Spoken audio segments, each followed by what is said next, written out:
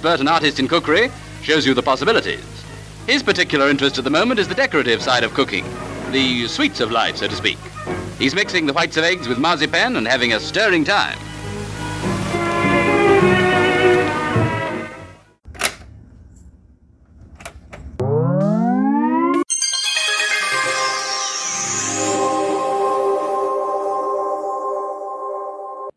Now time for some interactive fun. Did you miss me? Because guess what? I'm back and I brought my cake. So that means this is Cake and Redo Part 11, which also means I'm still Kirk, which also means this is still Dumb Test Late. And yes, like I said before, I'm back with cake. Did you miss me? Yeah, Cake Part 11. Cake and to Redo Part 11. I'm still going with this, as I promised last time. I do have to break a promise. I talked about the whole script idea. That was a good jumping off point, and I really haven't gone back to it. I will, because that's the next evolution of this creative process, is going to be actually writing a script, because the large end result is doing a spec script. I got to get there at some point. I'm still working through this creative part, this audio creative part. That I like doing. I hope you like listening to, because why else would you be here? I mean, you're not going to find me by accident. But yeah, I'm here with cake. Like I said, I got to break the little script promise. Future, that's the future. Right now, I kind of wanted to piggyback off of the last cake episode. Like I said, this is part 11. I've been going for a while. And to catch you up, I'll try to do this as fast as possible. Sorry for the rambling catch up. But this is Cake into Redo idea. This is where I had a redo of a old idea I had, where somebody said to me, they made a mistake and said they were trying to say you can have your cake and eat it in two, but they said having your cake and eat it too. It was a weird thing. I turned it into an idea where I used AI initially to create a scene in a rom-com that's called Cake and Two. And then I went back to that idea later on and then made it where it was based actual fully, like in my mind. It's not a real movie. It's in my head still. But like a whole story based with these two bakers who, are together. It's not like a rom-com where two people are separate. You see them come together. They're already together. They're running a bakery together. There's a reality show going on. There's an age difference between them, with the younger character named Eldin, who is this kind of the artistic master baker. And there's his older partner is Andre, who is the star of this reality show they're on. This, like I said, this reality show in their bakery. But you find out that Andre is kind of the dominant character, the villain of the story. Eldin is your hero. Eldin is being taken advantage of in the situation where he's the actual star baker. He's the artist. And Andre is taking credit for everything because he's the star of the show. Then they have their big split. Andre finally, or Eldin, should say, reaches the breaking point. They break up. Eldin is on his own. He has to move back in with his adopted family, who's this throuple that he's been staying with forever because he has a strained relationship with his bio parents. They play into the part of the story where Eldin wants to create, they're having a ceremony for their throuple nuptials, whatever that would be called. Sorry, a throuple is a couple with three people, sorry. And then there's this whole thing where Eldin leaves the show because he breaks up with Andre, and then he's on his own back with his throuple. But then a new love interest for Eldin comes in. I kind of designed it after the actor Elliot Page. They fall together at some point. And then there's this big bake off at the end of the movie. That's what I've gotten to so far. In the last episode, I talked about like a meet cute. After the split. Okay. Let me slow down. Andre and Eldin. This is the part in the story. You see early on, Andre and Eldin, they're this couple that's kind of stagnant. Andre is much older than Eldin, and you can see that Andre, as the villain, is taking advantage of Eldin because of the age difference, because Eldin really hasn't gone through relationship stuff. He doesn't know what to look out for, and he's, with an older man. And Andre is this big, huge character. He's previously been like, I don't know if he's going to be, his backstory is he was a character or he was like, he had his own baking show or something like that. I don't know if he's gonna be that fully fledged, or he always wanted, or he always felt like he should have had. But he felt like because he was, a gay man, that in the past the industry really looked, or society looked down on that. So he felt like he never got his due. So now he's getting his due, but he's taking advantage of Eldin. Eldin does all the work and the baking and everything. And Andre is just the star of the show. He's just like this false star that is really successful without really doing much. And Eldin, at first it works for them because Eldin is really shy and reserved. And Andre tells him, I'll be the star, so you can do all the work that you love and be this artist, and I'll take the credit for it. And Eldin thinks that's okay, but then he grows more resentful because nobody knows he's the artist. And the artist always wants to be known for their art. Then they have a split. There's a breaking point, like I said. This is where the past couple episodes I've been going to the story, because I feel like the more I look at this story as a whole, that will be not even the halfway point. The past of that previous story, they're set up the reality show, the setup of the bakery, the setup of this couple. That's going to be like a quarter of the first story, because now I'm thinking they have their split. Like the characters, this is according to Save the Cat. Save the Cat is a book I have been reading about script writing and all this stuff. So it falls in this category where buddy comedy or buddy relationships, romance movies, rom-coms.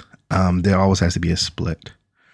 So I don't see this as the split as the story. I see this as a couple that's established. You see their backstory and they split, but they split kind of fast because I want the hero Eldin to have a fuller story away from what was holding him back. And you can see maybe it's like not fadeaways, but cutbacks to memories and all this stuff. And you can see all the things that were there holding him back as you see him grow as a hero, because you're in the audience, you see him as a hero, you see him want to succeed.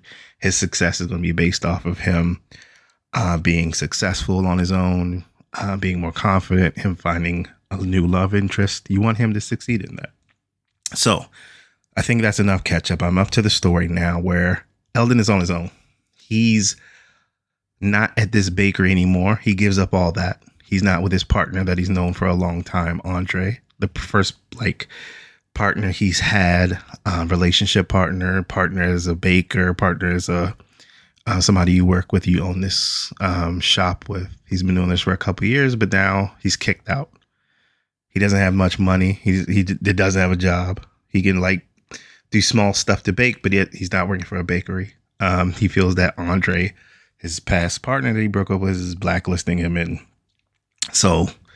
nobody knows. That's the other thing about the reality show. Everybody who watches this reality, they'll think Andre, the older partner, is the true baking genius. But when in reality, it's Eldin. So Eldin can't go, hey, I'm this famous baker, because nobody really knows him. So he's on his own. And that's when he meets the Elliot Page. I'm just going to call them Elliot from now on. The new love interest. And the things I want, I know I talked about it on the last episode, but the things I wanted to add to that, there are a few things. I talked about wanting Eldin to get that confidence back in himself, because he's at his lowest point now. He's been living this life, this quiet life that he's all of a sudden, he found resentment in, and he wanted his way out, and he got out, and now he's on his own, and he's miserable kind of. Because it's this struggle where you get what you want, but what you actually wanted, or you get what exactly you want, but it's like a fast drop. You get it too fast without realizing it. Now he's at his low point. This is what he asked for, but he didn't realize the struggle it would be to build himself back up. And he's at a low point. That's what he meets the Elliot Page character. And like I said in the last episode, I keep going back. I want Eldin, the hero, to succeed by building up his confidence, but also he needs to be humbled. I talked about a little bit, just a little point of that in the last one. This one, I want to build that out more about him being humble.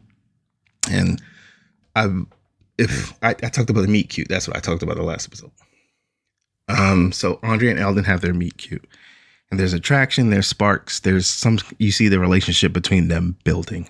And Eldin and Eldin get his confidence back to be a baker and start out on his own again to be famous again, because he has to do all this to, work his way up to the big crescendo at the end of the story with the Bake Off.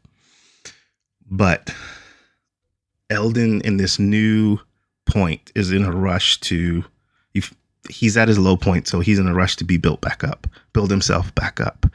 The problem is he does that too fast because he's young. He's a novice at all this stuff. So when he gets that attraction and attention from Elliot, he goes up too fast. So I want there to be another split. Like I talked about before when I talk about Save the Cat, there's a big split in the story where the buddy characters split.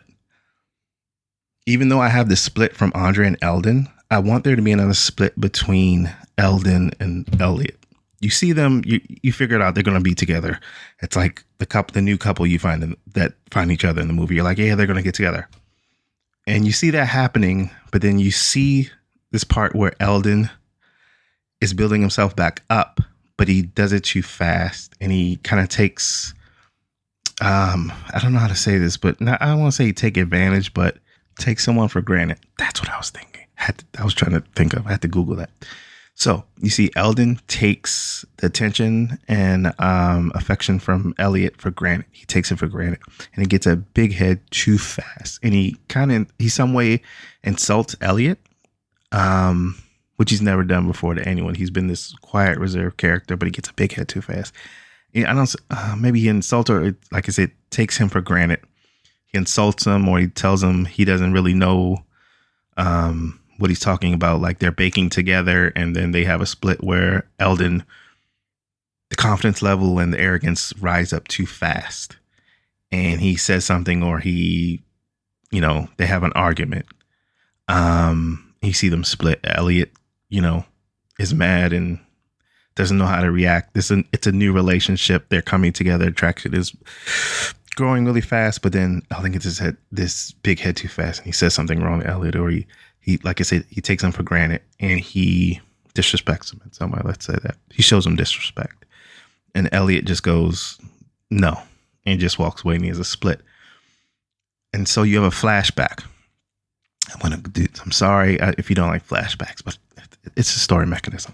So you have a flashback to the split, the breakup of Andre and Eldin, the older kid, the older Andre, and you see Eldin. You see them having a conversation when Eldin finally breaks up and breaks away from Andre and all this world he's known and life he's known. You see Andre pulled Eldin aside and he says something to him. He says, Andre tries to apologize. He tries to say, I'm sorry for taking advantage of you. He sees Eldin is done with that and he's ready to end things. And Andre says to him, okay, you can leave, but I have to tell you this one thing, or I have to give you this advice. Andre, you see him break down and say he truly loves Eldin. But he explains how the opportunity of fame and him fulfilling this wish he's had his whole career turned him into the devil that took so much from Eldin. Andre warns Eldin that if he ever gets power, to never treat people, especially the ones close to you, the way he did to Eldin. But Eldin, filled with anger, really doesn't take that in. It's that whole thing, that trope of somebody's warning a character about something, but they're so filled with anger or regret or hate for that person, they don't really take it into mind. This happens in life all the time. You hear something in the past and then you don't really pay attention to it. And then whatever happens to you in the future, you're like, oh, I should have listened to that. So jump back to the current state, or the current scene where Elliot walks away from Andre and they're done with each other. They have their mini split, and it clicks in. Wait, what names did I say? Eldin and Elliot. Sorry. Eldin and Elliot in the future scene where Elliot tells Eldin that wasn't cool. I'm not going to deal with you anymore. They have their mini split. And then the scene from before clicks in Eldin's head. Like he said, Andre tried to warn him. As soon as you get power, remember not to treat people the way I treated you. Eldin realizes that the little power he had from the affection and attention from Elliot boosted his head so much and filled him with this feeling of power that he wanted so badly that he instantly became the devil that he saw Andre as and treated somebody who he shouldn't have treated bad. And then also now Eldin has to win back Elliot's favor, and show him that he really did care about him, that he's sorry, that that's not who he is, and that was the wrong way to treat someone. So Eldin has to humble himself to win back Elliot. Like I said, I want the character to be successful and get this confidence back in himself, but also be humble enough to have to win back that love interest. And that's the thing you see, where the character, the hero, Eldin, has to earn something. He has to earn the affection of Elliot, because he realizes that even though he's this master artist and he feels like he's this master artist, that's Baker and all this stuff, he still can learn something from somebody else, which is Elliot. Elliot was like giving him tips on something and he felt hurt by that. That's why his head got too big and he, that split. And then that Eldin, even though he might be gaining new success, he still needs someone, because he needs someone in this competition with him that's going to happen at the end of the story. So he needs Elliot. So he has to earn back their affection. He has to be humble. And that's the moral of the story. You have to be humble. So you see Eldin at his lowest point when he splits with Andre. And you're boosting him. You're like, we want Eldin to succeed. We want Eldin to find love. We want Eldin to win this competition. You want him to be confident again. But you see him turn into that villain. I want to show, in a way, Eldin as our hero be threatened with the possibility of him becoming his own villain. Like, he doesn't realize he's turning into Andre, the person who he used to love, but then he ended up hating and ended up wanting to be away from, and all these bad things. But when you see him, Eldin, our hero, growing, you see the fear of him becoming what he didn't want the most and what he resented the most and hated the most. But then you quick. Eldin learns quick and humbles him quick. It goes back to being our hero, because he has to now do something he's never done before, and he probably doesn't know how, is to earn the affection of someone. He has to earn the affection back from Elliot, and show that he's humbled himself, to show that he truly respects them and will never take them for granted again. And that has to happen before the end of the movie. So I have two splits essentially in this movie, but the split you see in the second half is going to mean more, because it's the last jump for the character, our hero, I should say. Eldin, he's successful again, so he has his confidence. He's building himself back up. He's back to his artist form and state. But the one thing he wants most, to be successful as a hero and win at the end of this story, is the love from someone, and that's going to be Elliot. But he has to earn it. Our character has to earn it. So that's how I end this one. Or, sorry for ending so abruptly. I've been rambling so long. But yeah, that's what I want for Eldin. I need to be able to show that the temptation of our hero to the dark side. You see Eldin gaining confidence and getting a big head way too fast, and you see him turning into Andre, and he doesn't realize it till he actually hurt someone. Maybe that humanizes Andre, or how Andre treated him in before, and so he doesn't see the villain as a pure devil. He sees him as a human, and see people's decisions are not just gray. It's not just black and white. People are complex.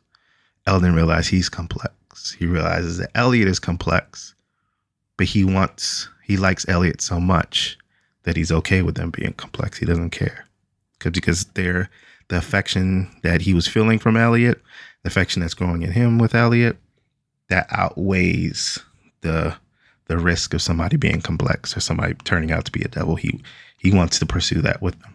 You have to see our hero pursue something. Step by step, you see them growing back their confidence and being successful again. But the big thing we want them to see in this story for Eldin, there's too many names. I'm messing up names. Sorry. For Eldin to succeed and have a good relationship and win the competition at the end. So, quick spoiler alert, because it just popped in my head. Movie references. I wanted to do, like, when I create the story, I want to reference, because that's another thing with the elevator pitch. when you're doing your script and you need to come up with a short elevator pitch, you compare what you're doing to something that already exists. Like now back up now. The scenes I was talking about with Eldin and Elliot at the end, when they have their split, where Eldin does something hurtful to Elliot because he gets too big of a head. The scene or the part of a real movie I compare that to is Notting Hill. One of the most famous and successful, probably rom-coms of all time. I'm thinking of the scene towards the end when Julia Roberts' character, I don't remember their names in the movie, comes back to Hugh Grant and she brings him the painting. And Hugh Grant turns her down still. And then Hugh Grant suddenly and immediately realizes how much that much was a mistake. Then you have the big thing in the end in the hotel with the reporters, or the press conference, I should say. And if you don't know what I'm talking about, go watch Notting Hill. It's an amazing movie. But that was a reference to the real life movie reference to my split with Eldin and Elliot towards the end. Like I said, spoiler alert for the ending of this story. There's another movie reference. It's going to be Rocky 1. Eldin doesn't win the competition, but he doesn't care, because the way I see the Bake Off final grand finale thing in the end, that's going to be the end of my story with the competition, where you're going to see Eldin. Now he won back he won back Elliot. They fall. And they're going to bake together in this competition against Andre, his past love, who has a new partner that's like, that's a fake relationship for the reality show. I think I talked about that a couple episodes ago. So you think the whole thing is going to be just this competition with him and Eldon's going to win, and you see him as that being his final retribution and success as our hero. But no, like I said, I'm going to end it as Rocky. Eldin isn't going to win the competition. No one wins the competition. It turns into a giant food fight. And then you see the end where Rocky is yelling for Adrian. You're going to see Eldin and Elliot kissing at the end, with all this whole food fight going on around them. Nobody wins. The judges freak out. They end the competition. But Eldin doesn't care because he got his success. That's the love. Because this is a rom-com. You got to end like that. But yeah, that's my spoiler. But hopefully, okay, I made the promise in the last episode. I'm going to keep going on the script thing to have like an actual script written, because I found a template and all that stuff. Next episode, I promise, I'll have more fleshed out scenes written as a script, and I'll read them out. I promise. On the next cake episode. But yeah, I'll end it there, because I've been rambling for too long. If you made it this far, thank you. Hope you're doing something good. Hope you're eating something good, or cooking something good, or buying something good. Hope you're doing good for yourself. But you shall catch me on the next one. So that means I'm still Kirk. That means this is still Dumb Test Slate. Thank you. Bye-bye.